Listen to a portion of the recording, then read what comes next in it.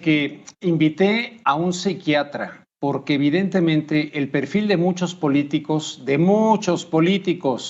tiene que pasar por el tema de la psiquiatría. Y hay uno en México que desde hace muchísimos años, en sus programas de radio, en los que participaba con José Gutiérrez Vivó, el doctor Lamoglia decía que habría que hacerles análisis de salud mental a las personas que quisieran ocupar cargos de elección popular. Yo estoy totalmente de acuerdo.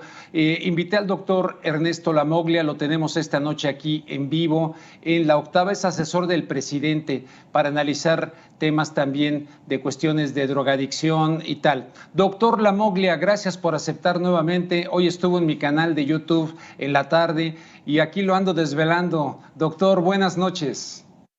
Buenas noches, don Rubén. No, para nada es una desvelada. Para mí estoy siendo la segunda fase de la actividad vespertina y para nada, al contrario, un honor. Y al contrario, doctor, aunque aquí tenemos menos tiempo que en la tarde, pero doctor, evidentemente un tipo que se va a Nueva York, se esconde bajo una cachucha, una peluca, acá se esconde detrás de un muro, se le asoma el copete, detrás de su novia Tania. Pero esos son nada más signos que pudieran parecer, ay, no quiero ser visto por los paparazzis. No, en mi opinión, sin ser psiquiatra, aquí hay una problemática, una patología en este personaje. Usted me decía en la tarde que efectivamente, ¿nos podría explicar aquí en contexto en La Octava? Sí, dentro de los capítulos que la medicina psiquiátrica estudia, hay un capítulo muy vasto que se llama Trastornos de la Personalidad, que hacen interesante la psiquiatría porque son trastornos que no tienen que ver con un problema genético, con un problema de formación, con un problema de educación, con un problema de integración o de vinculación con la sociedad, sino que es un trastorno que surge del interior del sujeto, que empieza por creer que una realidad que no existe más que dentro de su cabeza, es la que guía su conducta, su comportamiento y sus actitudes frente a los demás. Por eso a veces es muy difícil, sumamente difícil, que un trastorno de personalidad sea posible modificarlo a través de la psiquiatría o la psicoterapia. Dentro de estos trastornos de personalidad, que hay 3 tipos, hay uno muy particular que padecen todos los hombres que desde muy pequeños o desde muy jóvenes se sienten especiales. Y se sienten no especialmente tontos como debería ser, y eso que no me permito decir la palabra correcta, porque le causaríamos un programa a Rubén, pero que evidentemente esa capacidad o esa incapacidad para ver la realidad hace que los sujetos crean realmente que son lo que creen ser. Este sujeto, como muchos hombres que llegan al poder, como muchos hombres que aunque no tengan un poder omnímodo, que no tengan un poder poderoso, valga la expresión, pues se sienten poderosillos y lo ejercen en el nivel en que estén. Lo pueden ejercer con la familia, lo pueden ejercer en el trabajito, en la chambita, lo pueden ejercer en un lugar importante, en la iniciativa privada, pero el problema gravísimo es cuando un sujeto de esta naturaleza tiene la oportunidad buscada, otorgada o regalada de ejercer un poder, y un poder que llega a ser representativo, grave, peligroso y aterrador, ¿verdad? Cuando es un poder sobre 120 millones de mexicanos, de conciudadanos. Si el sujeto tiene las características que yo le enuncié a Rubén por la tarde y que voy a permitirle leerlas, son 9 nada más, muy pequeño, no le quito mucho tiempo, y es el criterio diagnóstico del 3er tomo del libro de Manual Diagnóstico y Estadístico de las Trastornos Mentales, el tomo 3, y dice así para abreviar: un patrón general de generosidad tienen estos sujetos en la imaginación o en el comportamiento, una necesidad de admiración y una falta de empatía que empiezan al principio de la edad adulta y que se dan en diversos contextos, como lo indican 5 más de los siguientes ítems. Número 1. Tiene un grandioso sentido de autoimportancia. Por ejemplo, exagera sus logros y capacidades, esperando ser reconocido como superior, sin unos logros proporcionados a lo que él imagina, siente, quiere o pensó. Número 2. Está preocupado por fantasías de éxito ilimitado, poder, brillantez, belleza o amor imaginarios. Tercero, cree que es especial, entre comillas, y único, y que solo puede ser comprendido por o solo puede relacionarse con otras personas e instituciones que son especiales o de alto estatus. 4, exigen una admiración excesiva. 5, es muy pretencioso. Por ejemplo, tiene expectativas irrazonables de recibir un trato de favor especial o de que se cumplan automáticamente sus expectativas. 6, esto es importantísimo en este caso, es interpersonalmente explotador. Por ejemplo, saca provecho de los demás para alcanzar sus propias metas. 7, el otro síntoma importante, carece de empatía, es reacio a reconocer o identificarse con los sentimientos y necesidades de los demás. Es imposible que se ponga en los zapatos del otro. 8, frecuentemente envidia a los demás o cree que los demás lo envidian a él. 9, presenta comportamientos o actitudes arrogantes y soberbios. Esto es el criterio diagnóstico del trastorno de personalidad, que se llama se llama narcisista.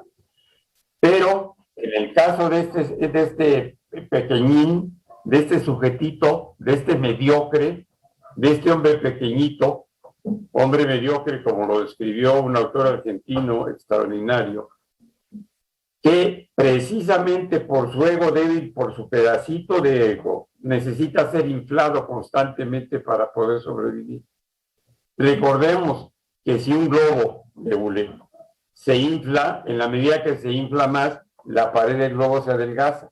Y entonces la punta de una espinita, la puntita de lo que sea, puede hacer explotar el globo. Pero hay en psiquiatría padecimientos, trastornos afectivos, de personalidad, de comportamiento o mentales, que van unidos a otras patologías. Por ejemplo, alguien en el sistema digestivo puede tener problemas en las muelas, una esofagitis péptica por reflujo, gastritis, colitis, un intestino permeable y tener hemorroides. Todo eso está en el aparato digestivo. Eso se llama comorbilidad. Es decir, a un problema principal se unen otros problemas, que en este caso él tiene trastorno por evitación. Además de que probablemente su nivel de inteligencia no llegue a los índices de medianía que se esperan a través de unas pruebas de inteligencia de las que se practican cotidianamente con niños y adultos. Entonces, es un hombre mediocre, un hombre que fue inflado desde pequeño quizá por algunas características físicas y familiares, pariente de los del Mazo, que ejercen el poder por 3 generaciones, en el pobre y maltratado del Estado de México, pariente de esta bestia humana llamada Arturo Montiel. Ojalá no le cause yo problemas a Rubén, es mi opinión personal, porque lo traté en entrevistas donde era verdaderamente vergonzoso escuchar a un sujeto gobernador del Estado de México diciendo tanta estupidez junta, ¿verdad? Y además con una sonrisa, y además sabiendo que se estaba haciendo millonario, y además con la querida, que era su ayudante personal y después su esposa, a la que dejó, y todavía pretendía ser una persona inteligente. Ese tito ese parientito con los otros del masito, hicieron de este muñequito una figura que él se llegó a creer.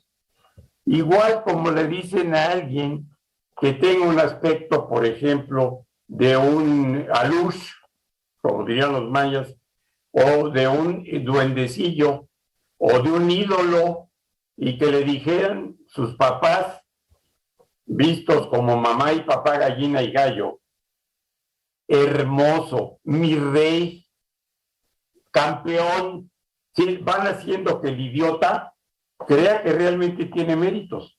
Entonces, este pobre diablo, pues lo inflaron así, fueron inflando su narcisismo, le fueron diciendo hasta bombón, al grado de que el individuo se lo creyó, y en lugar de tener la capacidad de criterio, inteligencia, razonamiento y verdadera capacidad para ejercer cualquier profesión, no sé cómo llegó a ser abogadito, no lo sé, y no sé si realmente lo fue, y si realmente lo es, y cómo pasó, pero bueno, vamos a suponer que sí es abogado.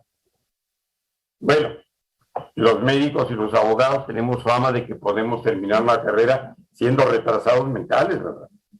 Y ustedes conocerán a muchos médicos que incluso han llegado a ser secretarios de salud, que son unos zampones, unos porros y unos idiotas. Pero bueno, se puede llegar a tener una carrera teniendo un índice de inteligencia para lo académico verdaderamente muy bajo, ¿verdad? Luis Fortín les preguntaba cuando le recomendaban a alguien, es que es un hombre muy inteligente, y Luis Fortín les preguntaba, ¿inteligente para qué? ¿Para qué? Oiga, doctor, se me está acabando el tiempo, es una pena, pero ¿por qué él tiene esta cosa de esconderse ahora? Porque un narcisista quiere que lo vean, lucirse. Pues por supuesto, se llama trastorno por evasión, es el otro trastorno que tiene ahorita. ¿Por qué? Porque dentro de sus características es un pobre diablo, es decir, es un mediocre, es un pequeñito, entonces tiene que tener miedo y se esconde tras de las faldas o del trasero de una mujer, en lugar de dar la cara con cierto valor, con lo que llamaríamos carácter, y no se atreve ni siquiera a figurar. Imagínese un expresidente que se esconde bajo una peluca, bajo una gorra, bajo una máscara, y con una mujer que se pone además un cubrebocas, que tiene además la característica de ser Louis Vuitton, o ¿cómo se llama el otro? Burberry. Entonces, todas esas cositas pequeñas nos hacen pensar cómo fue capaz el país de tolerar que un hombre de esa pequeñez intelectual, de esa pequeñez moral, fuese capaz de dictaminar la venta de los recursos energéticos del país con una reforma mierda que fue realmente apoyada por los dos partidos más cuestionables que existen en la actualidad y desde hace 80 años en el país. El Partido Acción Nacional, el PAN, y el Partido Revolucionario Institucional, PRI. Simplemente el hecho de haber sido apoyados por estos, apoyados por alguien como Arturo Montiel, apoyado por alguien como la familia del Mazo, apoyado por el grupo Atracobulco, creado por Isidro Fabela, un individuo de trastornos de personalidad y con unas preferencias sexuales muy peculiares, que tuvo como secretario particular para servirle de muchas maneras por delante, por detrás y de lado a Carlos Jan González. Simplemente esos antecedentes habrían hecho de cualquiera verdaderamente invadirse de terror y de pánico que un monigote así que este títere pudiera manejar al país. Y acabó con la independencia económica de la nación. Por eso se esconde, por cobarde, por inepto, por incapaz, por poco hombre. Doctor, le quiero agradecer muchísimo su participación, dado que apareció por allá. Y para cerrar esta parte con usted, comparto con la audiencia y con usted una frase de Enrique Peña Nieto del 15 de noviembre del 2018. Hay vida después de la presidencia. Eso dijo Enrique Peña Nieto. Doctor, le agradezco mucho. Muchas gracias, don Rubén. Espero no causar ningún problema con mi manera de hablar. No, y si me lo causa, así es el periodismo. Muchas gracias. No hay problema, doctor. Aquí en este espacio hay libertad de expresión. Gracias al doctor Ernesto Lamoglia. La defensa legal de Joaquín El Chapo